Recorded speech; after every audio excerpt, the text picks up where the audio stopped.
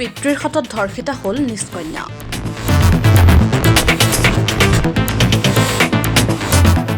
ছমহীয়া অন্তঃসত্ত্বা কন্যা বৰ্তমান শিশুগৃহৰ জিম্মাত।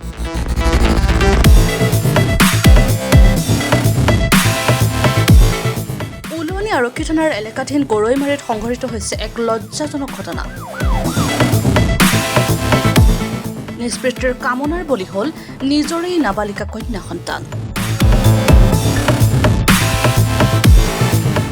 ভুক্তভোগী নাবালিকা যুৱতীগৰাকীৰ জ্যেষ্ঠ ভাতৃৰ অভিযোগৰ ভিত্তিত উলুৱনী আৰক্ষী থানাত ৰুজু হোৱা A/2026 নম্বৰ গোচৰত অভিযুক্ত পিতৃক চুলুং আৰক্ষীয়ে গ্ৰেপ্তাৰ কৰি আজি নগাঁও মুখ্য ন্যায়িক দণ্ডাধীশৰ আদালতত হাজিৰ কৰায়।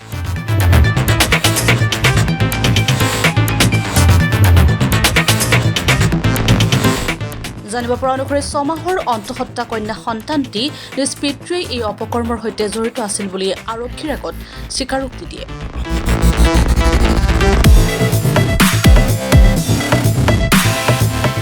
সম্প্ৰতি ভুক্তভোগী নাবালিকা যুৱতীগৰাকী নগাঁও শিশুগৃহৰ জিম্মাত ৰখা হৈছে। এইটো মানে গৰৈমাৰীৰ তাৰ বাপেকে ছোৱালীজনী কেনেকুৱা ৰিলেশ্যন হৈছে, এতিয়া আমি গাঁৱৰ মানুহে গম চম পালে সুধিলে ছোৱালীক যে এইটো ঘটনাটো কোনে কৰিলে। তো ছোৱালীজনী কৈছে বাপেকে এনেকৈ কৰিলে। গাঁৱৰ মানুহ চবে মিলি ধৰি আৰু চলুং থানাক আৰু দিলে চমজাই। তো থানাই জানো কি আমাৰ হিচাপত মানে কঠোৰ শাস্তি হ'ব লাগে তাত। এনেকুৱা বাপ জীয়াই থাকাতে নাথাকে ভাল। এই ঘটনাটো মানে এতিয়া প্ৰেগনেণ্ট হ'ল ছোৱালীজনী। বয়স ছোৱালীজনীৰ 17-18 এনেকুৱাই হ'ব আৰু। বাৰ্থ চাৰ্টিফিকেট মানে তাৰ বয়সটো 17 উঠি আছে।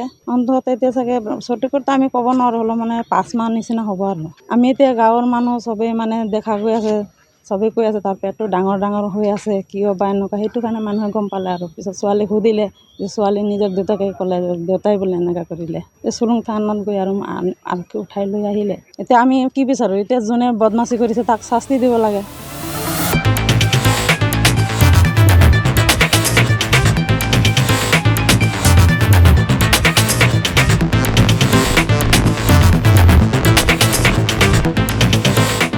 কলিয়াবৰৰ পৰা অনুপুৰৰ ৰিপৰ্ট, তেজছ ভাৰত।